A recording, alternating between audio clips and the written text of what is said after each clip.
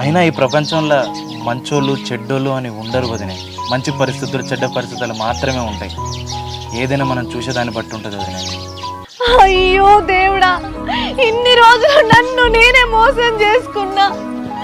ఈ ప్రపంచంలో ఉన్న మగవాళ్ళంతా స్వార్థపరులని భ్రమపడ్డా.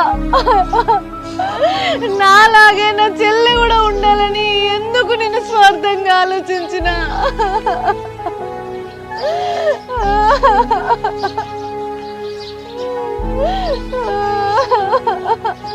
అక్క, ఇట్లా నీ తప్పేం లేదక్క.